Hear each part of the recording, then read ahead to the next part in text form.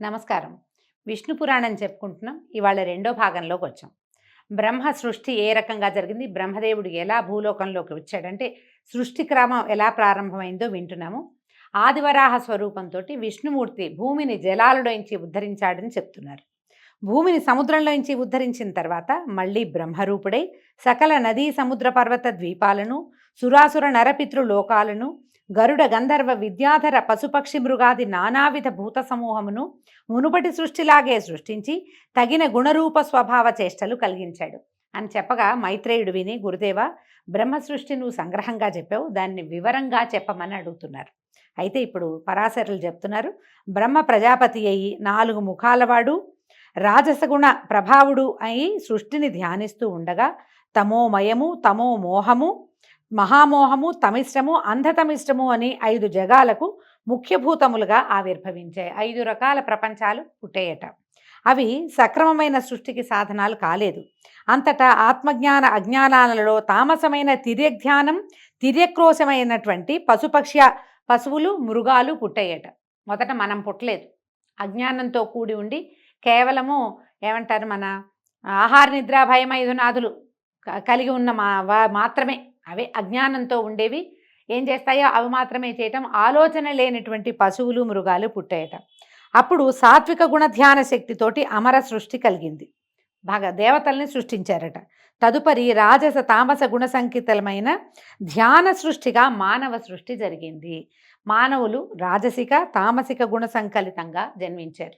మొదట మృగాలు, జంతువులు పుట్టినాయి, ఆ తర్వాత ఆ దేవతలు పుట్టారు, ఆ తర్వాతే మానవులు జన్మించారు. ఆ పైన కమలభవని సకలావయవముల నుంచి, ఆయన శరీరంలోని అన్ని అవయవాల నుంచి దేవ అసుర మనుజ పితృముఖ సచరాచర భూత సృష్టి జరిగింది. అంటే ఇవన్నీ సంకల్పాలు జరిగినాయి ముందు, ఆ తర్వాత సంకల్పం జరిగిన తర్వాత ఆయన అన్ని అవయవాల నుంచి, ఒక్కొక్క అవయవం నుంచి ఒక్కొక్క సృష్టి చొప్పున జరిగి చరాచర భూత సృష్టి జరిగిపోయిందట. తర్వాత ఆయా జాతులు వారి వారి కర్మల కారణంగా పుట్టి హింసాహింసలు, కాఠిన్య మార్తబాలు, నిందానిందలు, ధర్మాధర్మాలు, సత్యాసత్యాలు, జ్ఞాన అజ్ఞానాలుగా కలిగి ఇంద్రియ వ్యాపారాలకు తగిలి నానా విధములైన రూపాలు, జాతి స్వభావ చేష్టాగుణాలు కలిగేటట్టుగా సృష్టించారు. ఇది విని మైత్రేయుడు, సగమే అర్థమైంది ఆయనకి, మనకు మళ్ళీ ఆయన అడుగుతున్నాడు, సరే మానవులు ఏ ఏ జాతులుగా బ్రహ్మావయవాల నుంచి ఉద్భవించారో చెప్పండి అంటే ఆయన చెప్తున్నారు.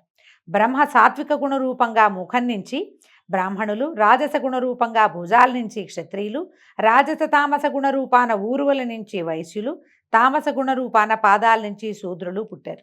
వీరిలో బ్రాహ్మణులకు వేదాధ్యయనము, క్షత్రియులకు భూపాలన, వైశ్యులకు వ్యాపారము లేదా కృషి, శూద్రులకు బ్రాహ్మణ భక్తి, కృషి, అన్ని రకాల విద్యలు వీళ్ళకి విహిత కర్మలుగా నిర్ణయించారు. కర్మలు, అన్ని రకాల కర్మలు, బలంతో చేయగలిగే పనులన్నీ మీకు 4వ జాతికి ఇచ్చారట. ఈ 4 కులాల వారు కూడా బ్రహ్మ అవయవాల నుంచి పుట్టినవారే కనుక యజ్ఞాలు చేయటానికి అర్హులే. అంటే ఆ కాలంలో అన్ని రకాల జాతుల వాళ్ళు యజ్ఞం చేసుకునే వాళ్ళట. యజ్ఞాల వల్ల దేవతలకు సంతృప్తి, సంతుష్టి కలుగుతాయి. ఆ దేవతల ఆనందమే ప్రజాభివృద్ధికి మూలం. కాబట్టి యజ్ఞాలు కళ్యాణకారకాలుగా గ్రహించాలి. అందుకనే మనకి కృతయుగం అంతా యజ్ఞాలే ఉండేవంటి, పూజలు కాదు, యజ్ఞమే ప్రతి వాళ్ళు కూడా చేసేవాళ్ళు. పాపకర్మల ఆలోచన లేక, దుర్జనుల పనులు విమర్శించక, ధర్మ మార్గం తప్పక, నింద వచ్చేటువంటి ఏ పనులు చేయక, ఇతరుల పొగడ్తలకు పొంగక ప్రవర్తించే నరులు సురలతో సమానులు. వీళ్ళు దేవతలతో సమానం. సరిగ్గా ఉండాలి ప్రవర్తన, నియమావళి అన్నమాట ఇది. ఇలా ప్రవర్తిస్తే మనం దేవతలతో సమానమైపోతామని. తాము చేసిన దానముల ఫలంగా మోక్షాన్ని మానవులు పొందుతారు.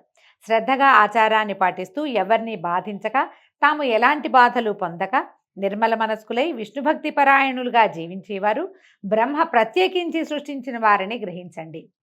తామస గుణంతో లోభమోహాలకి లొంగి, పుణ్యక్రియల ఆలోచన లేక, రోగాలకు చిక్కి, పాపపుణ్యాలతో నలుగుతూ పామరులుగా ఉండేవారుగా బ్రహ్మ కొందరిని సృష్టిస్తాడట. కొందరు పుణ్యాత్ములు, కొందరు పాపకర్మలు, కొందరు పాలకులు, కొందరు సేవకులు, కొందరు మాననీయులు, కొందరు సంపన్నులు, ఇంకొందరు దరిద్రులు బ్రహ్మ సృష్టిలోనే ఉంటారు. భగవంతుడే బ్రహ్మే అట్లా రకరకాలుగా సృష్టిస్తాడు.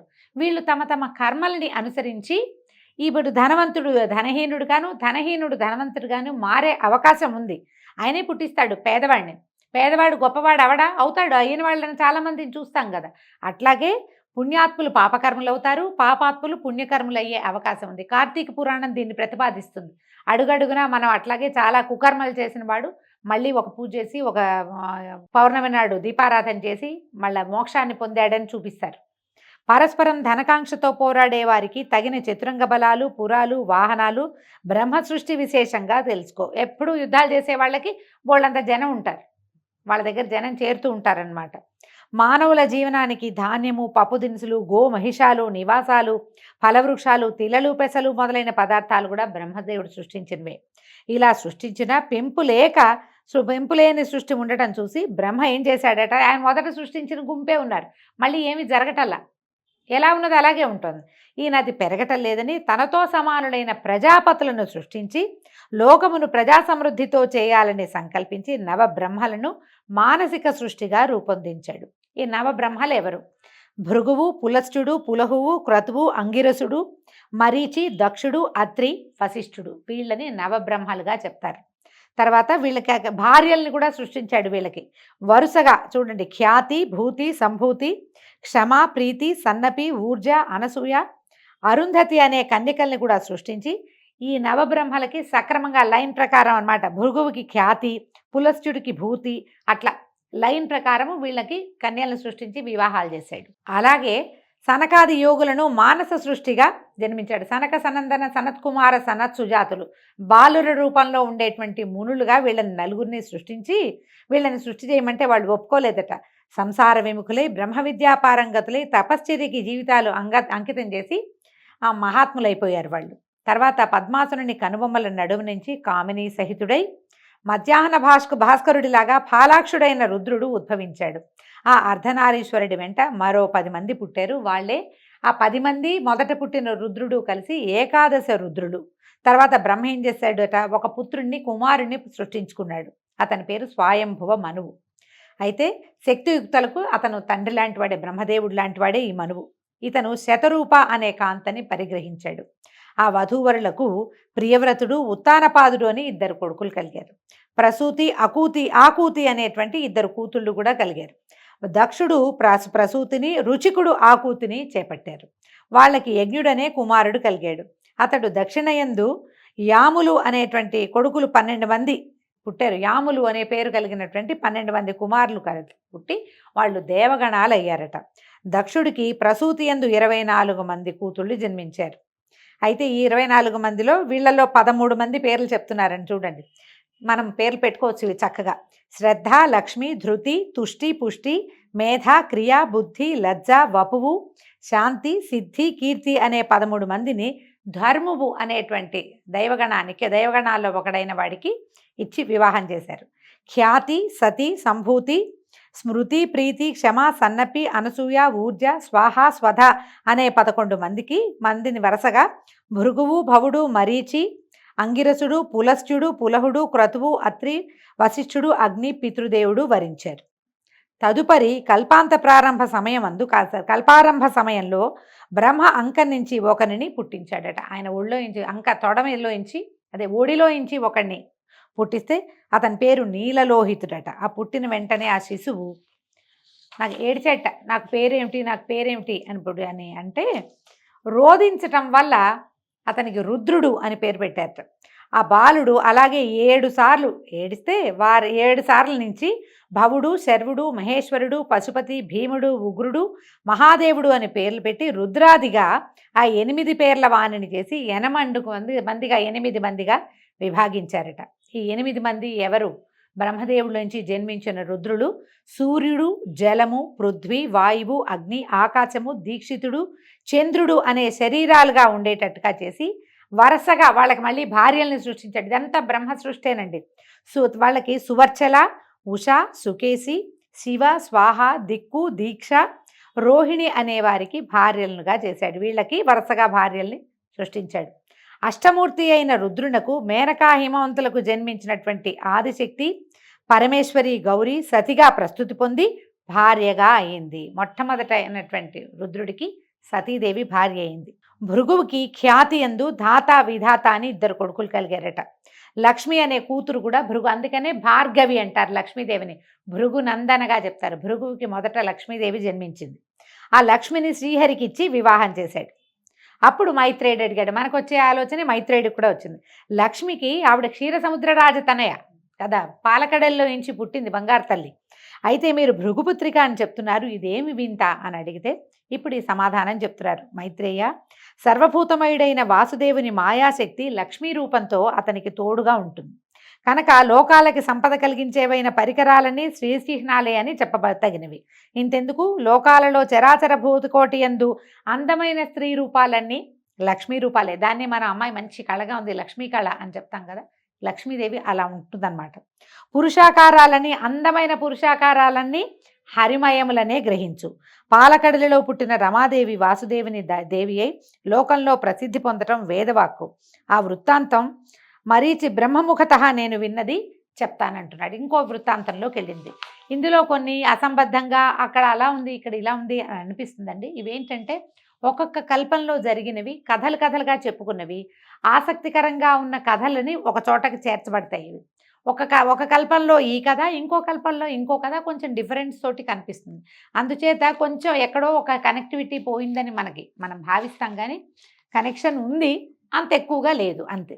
అత్రికి అనసూయందు శంకరాంశతో జన్మించిన వాడు దూర్వాసుడు. కోపానికి పురుష రూపం. కోపించాడంటే బ్రహ్మరుద్రాదుల్ని కూడా గడగడలాడించగలిగినటువంటి అపరరుద్రుడు. తాపసులలో మిన్నగా పేరుగన్నవాడు. ఒకప్పుడు భూమినంతను పరిభ్రమించి ఇంద్రలోకానికి వెళ్ళాడు.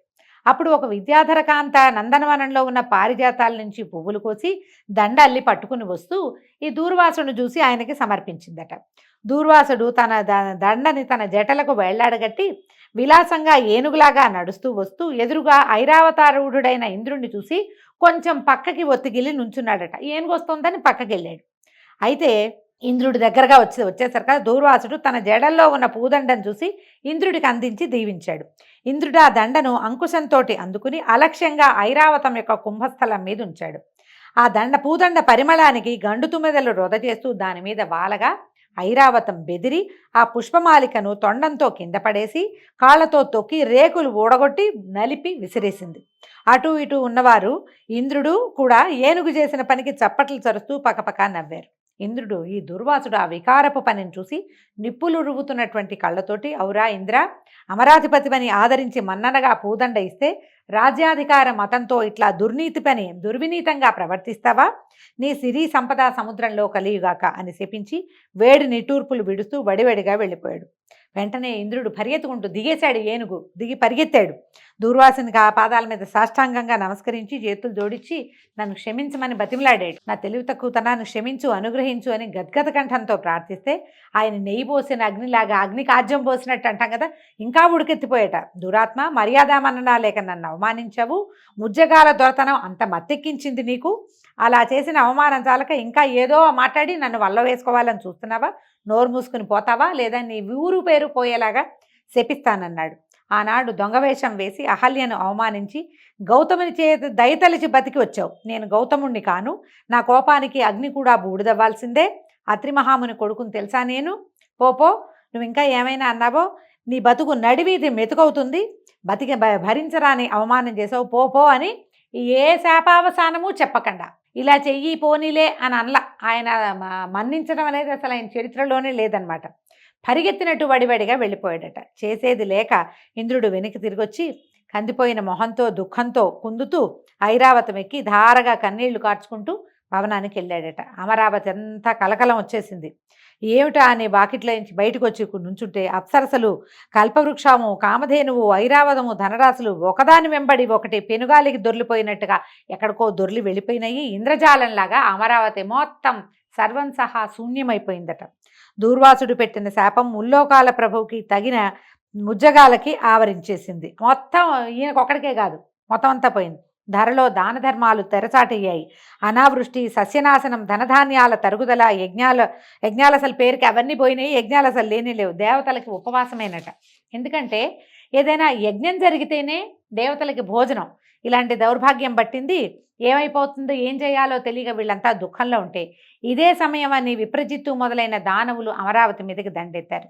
చాటుమాటుగా అక్కడ ఇక్కడ ఇరుక్కుపోయి కదలకుండా ఉన్న సంపదని కొల్లగొట్టి ఇంద్రుణ్ణి ఎదిరించారు. సర్వసన్యాసం చుట్టుకున్న ఇంద్రుడు వారిని ఎదిరించలేక పారిపోయి బ్రహ్మను దర్శించి దూర్వాసన శాపం వల్ల ముల్లోకాలకి తనకి పట్టిన దౌర్భాగ్య దశని రోధిస్తూ చెప్పుకున్నాడట.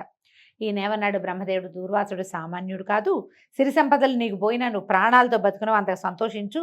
ఇక అతని పేరు చెప్తే నా గుండె కూడా గడగడలాడుతోంది.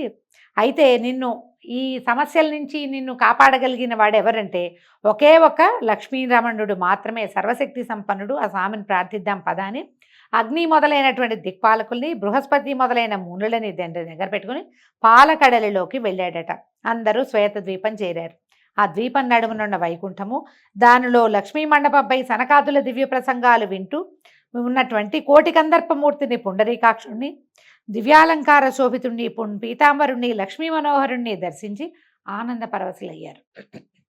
వీళ్ళ దగ్గర ఉన్న సంపద అంతా పోయింది, కానీ సాక్షాత్తు లక్ష్మీరమణుడైన విష్ణుమూర్తి మాత్రం ప్రశాంత చిత్తంతో ఉన్నాడు. శ్వేతకల్పం అంతా వైభవోపేతంగానే ఉంది. అప్పుడు ఈయన అడిగాడు, దేవేంద్ర ఏం వార్త, ఇంత చిన్నబోయినట్టుగా ఉన్నావు, నీ కళ తగ్గిపోయింది, బ్రాహ్మణ క్షోభ ఏదో నీకు తగిలినట్టు తోస్తోంది అని అంటే, అప్పుడు ఈ దూర్వాసుడు శపించడము, ఇంద్రరాజ సంపద అంతా నాశనం అవటాన్ని, ఇది ఎలా తప్పుతుంది, ఈ దౌర్భాగ్యం నుంచి తప్పించుకోవటం ఎట్లా చెప్పమంటే, అప్పుడు ఏం చెప్పాడంటే, వాసవ విచారించకు, నేను చెప్పేది వినమన్నాడు. దిక్పాలకులతో వెళ్ళు, రాక్షసులతో కపటపు సంధి చేసుకుని వాళ్ళు మీరు పాల సముద్రంలో ఓషధి లతలు వేసి మందరగిరి కవ్వంగా వాసుకి తాడుగా ఆ సముద్ర మథనాన్ని చేయండి. నా సహాయం సమయానుకూలంగా ఉంటుంది.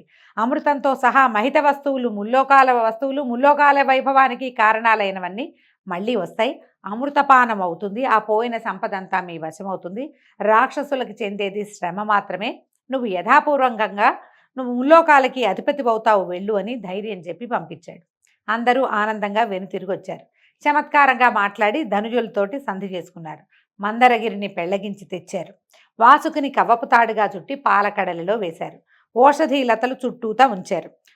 అడుగున ఆధారం లేక ఈ మందరగిరి లోపలికి వెళ్ళిపోయిందట. వెళ్ళిపోతే ఇంద్రుడు మనసా పుండరీకాక్షుని ధ్యానించి ప్రార్థించగా పద్మాక్షుడు వచ్చి 1,00,000 యోజన విశాలమైన కూర్మరూపం ధరించి జలధిలో ప్రవేశించి మందరగిరిని పైకెత్తి తన వెన్ను మీద ధరించాడు. తర్వాత అది అక్కడ ఉండగానే నిజరూపం వచ్చి నిజరూపంలో పైకొచ్చి దేవదానవులను చూసి తరమండి, బాగా చిలకండి అని ప్రోత్సహించాడు.